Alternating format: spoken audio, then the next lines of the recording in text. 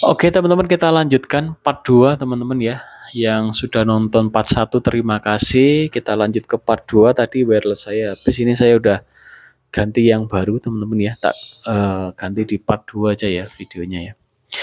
Oke teman-teman, setelah saya makan pagi jam 7 teman-teman ya.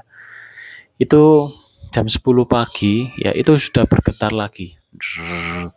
Dan saya ketakutan apakah saya terkena stroke. Jadi kaki itu getar teman-teman.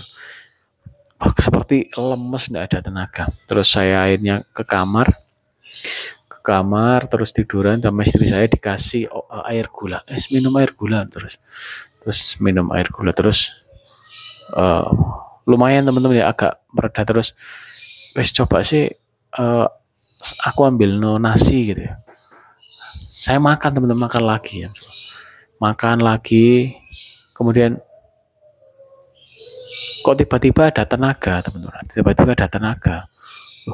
ada tenaga. Oh sebelumnya gini teman-teman ya, saat saya gemeter, saya makan oatmeal ya, makan oatmeal itu kok semakin getar gitu ya, terus jam 10 itu kemudian saya ke kamar, kasih air gula dan makan nasi, kemudian perlahan itu getarnya hilang teman-teman. Kok hilang ya, jadi seperti ngedrop gitu teman-teman ya. Kemudian wah, saya benar-benar harus mencari tahu. Akhirnya saya ke dokter Vaskes ya, saya punya BPJS, saya ke Vaskes, kemudian saya ke dokternya, saya minta rujukan ke dokter spesialis jantung.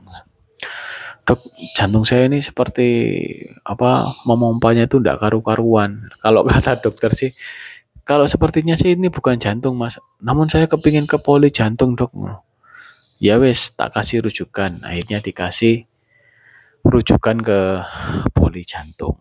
Nah setelah itu langsung teman-teman saya ke poli jantung. Setelah makan itu ada energi teman-teman ya, sudah ada energi. Makanya saya bingung dengan penyakit yang saya alami ini apa gitu ya. Begitu spesial sekali gitu teman-teman ya. Maksudnya itu unik gitu ya, bukan unik ya. Sesuatu yang luar biasa lah yang belum saya alami. Akhirnya saya ke poli jantung teman-teman ya, menemui dokternya, direkam jantung. Kata dokternya, ya sih ini ada aritmia. Namun sepertinya ini bukan ciri jantung ini mas. Gitu dok ya. Gini aja, cek lab lengkap, kemudian ronsen ya gitu ya. Kemudian saya ronsen, cek lab lengkap. 1 minggu lagi saya datang ya untuk membacakan hasil labnya. Kemudian dibuka hasil lab, hasil ronsen. Duh mas, gak apa-apa mas, jantungnya wis alhamdulillah iki kudu jantung. Sampean tak rujuk nang spesialis penyakit dalam aja, namun treadmill dulu ya. Biar saya mengetahui kinerja jantungnya seperti apa gitu ya. Setelah itu teman-teman ya, dibacakan hasil tes labnya, memang enggak apa-apa ya ronsennya. Untuk darahnya yang tinggi LDL sama apa ya kemarin ya, LDL, kalau gula normal teman-teman ya, LDL sama apa gitu, pokoknya masih oke lah ya. Kemudian udah lega nih teman-teman ya, berarti jantung enggak apa-apa. Kemudian dirujuk ke penyakit dalam. Nah itu awal mula teman-teman, saya kesembuhan GERD saya. Jadi saat dirujuk ke dokter spesial penyakit dalam, saya tidak kembali teman-teman, karena berarti bukan jantung, berarti saya harus mencari sendiri nih apa. Ginjal saya tidak apa-apa. Jadi dicek lab darah itu tertera teman-teman ya, ureum segala macam itu baik semua teman-teman ya. Berarti ginjal saya tidak apa-apa, paru-paru saya tidak apa-apa, jantung tidak apa-apa, semua normal lah pokoknya teman-teman ya. Nah, saya harus mencari tahu ini kenapa ini bisa terjadi. Kemudian teman-teman ya, masih tetap teman-teman ya siklus seperti itu. Pagi makan, kemudian agak siang dikit udah getar. Kemudian saya bismillah, saya nekat untuk berpuasa teman-teman. Jadi saya nekat untuk berpuasa. Namun sahur dulu, karena pada saat itu memang saya tidak pernah puasa. Puasanya hanya 1 tahun sekali seperti ini, puasa Ramadan. Kemudian saya puasa teman-teman ya, puasa. Nah, luar biasa itu adalah tahap-tahap awal saya sembuh GERD itu seperti itu, pulih ya. Saat saya puasa teman-teman ya, biasanya jam 10 itu saya udah getar, udah lemes gitu ya. Jam 10 itu tenaga ini pulih teman-teman. Wah, saya nggak lemes ya. Tak lanjut puasa terus ya. Tak lanjut, namun di jam 3 itu udah mulai sesek teman-teman ya. Wah, kok sesek lagi. Jadi saya tuh sesek itu sudah memang dari awal-awal GERD itu ada seseknya. Oleh karena itu saya minta ke poli jantung karena jantung berdebar kemudian ada seseknya. Kemudian itu jam 3 sesek teman-teman ya. Wah, kok seperti ini ya rasanya ya. Oh iya. Jadi udah kuat gitu ya teman-teman. Kenapa ini ya? Terus akhirnya saya buka jam 3 sore itu saya buka puasa. Jam 3 sore saya buka puasa, minum teman-teman ya. Namun tidak langsung mereda masih sesak. Kenapa ya saya? Itu belum tahu kalau saya GERD. Kemudian saya puasa lagi, besoknya 3 hari saya langsung puasa. Sama, saya buka jam 3, jam 4 itu udah buka karena sesaknya udah tidak kuat teman-teman. Buat bernafas itu sudah sesak. Kemudian teman-teman, setelah itu besoknya setelah tidak puasa, saya makan siang ya karena udah tidak puasa ya. Kemudian setengah jam atau 1 jam lagi saya tidur siang. Nah teman-teman itu ada efek yang luar biasa saat saya bangun jam 3 sore itu sesak sekali ya. Jadi begah di sini. Jadi mau makan itu udah takut teman-teman ya. Jadi seperti di sini itu udah begah teman gimana ya, begah ya, kewembung gak karu-karuan. Wah ini kenapa ya? Terus kemudian saya berangan-angan. Saya tuh makan yang sifatnya tepung itu langsung begah teman-teman ya. Jadi saya tuh sudah stop junk food. Saat saya pertama kali teman-teman ya mengalami merasakan sering kencing, sesak itu teman-teman ya. Itu saya sudah stop junk food teman-teman ya. Jadi 3 bulanan. Jadi saya makan yang bertepung itu langsung sesak teman-teman ya. Jadi seperti itu efeknya GERD itu ya.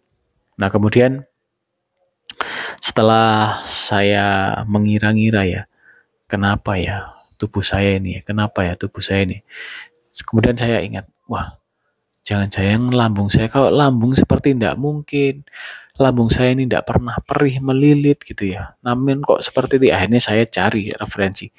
Nah ternyata permasalahan seputar lambung itu tuh tidak hanya gastritis atau luka lambung, tapi ada GERD, yaitu ada katup di situ. Nah setelah saya baca-baca, yang saya alami itu gejalanya itu mirip semua dengan itu. Nah disitulah awal mula saya terapi dengan menggunakan cuka apel.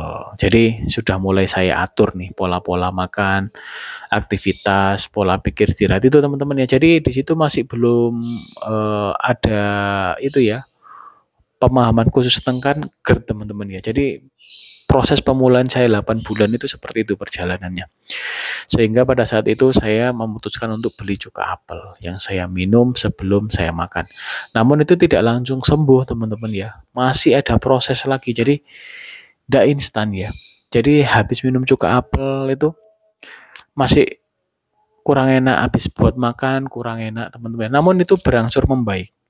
Prosesnya itu di 1, 2, 3 bulan teman-teman ya itu mulai berangsur membaik sehingga saya dikit-dikit udah mulai berani nih makan-makan yang junk food gitu karena itu memang kesukaan saya ya. Jadi ya ini bukan untuk dicontoh namun memang untuk cita rasa aja.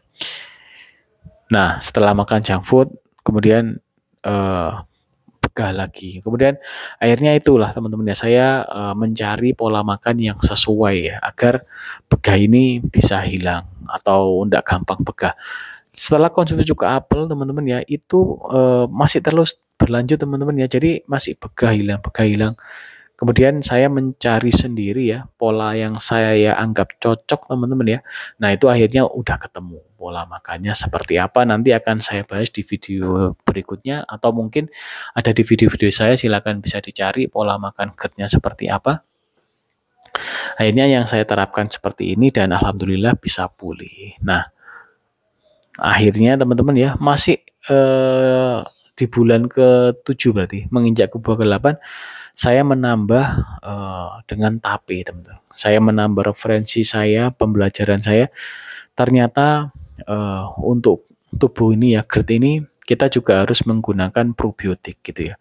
Dan ternyata cuka apel itu probiotik teman-teman. Saya tidak tahu kalau cuka apel itu probiotik awal-awalnya. Yang saya tahu untuk ini menstabilkan keasaman lambung kita harus minum cuka apel yang sifatnya asam. Karena GERD itu terjadi karena lambung kita kurang asam dalam jangka waktu yang panjang, teman-teman ya. Setelah saya pikir ke belakang, saya angen-angen, benar saja teman-teman ya. Pola makan saya sebelum terkena GERD, saya tuh seneng banget ngemil snack-snack. Seneng banget makan junk food seperti batagor, cilok itu setiap hari. Kemudian setelah makan, saya juga langsung tidur, maksudnya langsung itu makan siang jam 12 setengah jam atau ya 1 jam udah tidur. Ada tidur siang lah, itu juga tidak bagus ya. Kemudian kadang itu makan langsung dalam jangka dalam porsi yang besar. Misal makan jam 11 langsung makan banyak gitu ya, pisang 3, nasi banyak, itu juga tidak bagus teman-teman ya. Kemudian kurangnya ini makanan probiotik, itu juga tidak pernah probiotik. Walaupun saya dulu makannya sudah bagus-bagus teman-teman ya, pisang, telur. Karena saya dulu kan sebenarnya IF itu ya. Alih-alih IF biar turun berat badan ya turun teman-teman ya. Dari 105 itu menjadi 92 ya dalam waktu kurang lebih 2 tahunan teman-teman ya. Namun yang salah itu saya tuh makannya dalam porsi yang besar. Jadi sampai warak kenyang bogah gitu teman-teman ya. Itu yang menyebabkan GERD itu terjadi sehingga saya mengalami GERD itu seperti terkena serangan jantung teman-teman. Jadi saya panik sekali. GERD itu tiba-tiba sesek, kemudian keringat dingin teman-teman ya. Kemudian apalagi jantung berdebar. Wah itu luar biasa. Sudah tidak bisa aktivitas, jalan dikit udah sesek gitu teman-teman. Jadi itu pengalaman saya saat saya mengalami GERD. Di 8 bulan alhamdulillah sudah pulih, berat badan turun 10 kilo. Sekarang di 80 kilo teman-teman ya, dan akan berusaha saya idealkan lagi karena orang gemuk itu juga memang rentan terkena GERD gitu ya. Jadi seperti ini teman-teman ya pengalaman saya. Jadi ada 2 part ya cerita lah ya, atau curahan hati pejuang GERD ya, barangkali bermanfaat teman-teman ya. Oke teman-teman, terima kasih yang sudah menyimak video ini sampai habis. Mohon maaf apabila ada salah kata. Yang belum boleh tetap semangat, cek video saya ya, barangkali bermanfaat agar kita bisa pulih bersama GERD ini.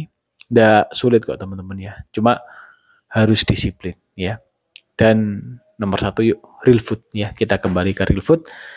Kalau mau nyicipi junk food silahkan, namun kalau udah pulih aja ya. Saya juga konsumsi junk food teman-teman, namun saya memang berusaha untuk beralih ke real food, namun pelan-pelan ya, dan saya yakin pasti bisa.